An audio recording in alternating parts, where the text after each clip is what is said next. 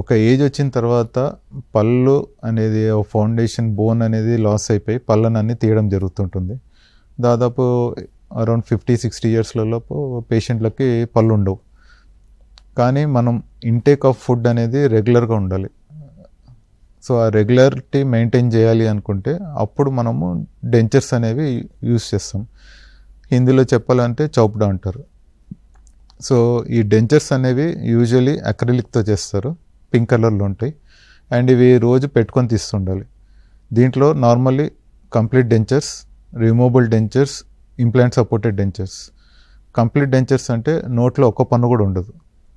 So మొత్తం set అంటాం. పైన కింద 2 డెంచర్స్ పెట్టుకొని ముసలి వాళ్ళు కానీ ఒక ఏజ్ వచ్చిన తర్వాత పళ్ళు లేకపోవడం వల్ల వాళ్ళు తినగలుగుతారు. ఒక సెట్ ఆఫ్ టీత్, ఒక 5 టీత్ 4 టీత్ అవన్నీ మిస్సింగ్ ఉన్నప్పుడు వాళ్ళకి రిమూవబుల్ డెంచర్స్ అనేది ఇస్తాం. దీంట్లో మళ్ళీ ఫ్లెక్సిబుల్ ఆప్షన్ కూడా ఉంటుంది, విచ్ ఈస్ మోర్ కంఫర్ట్.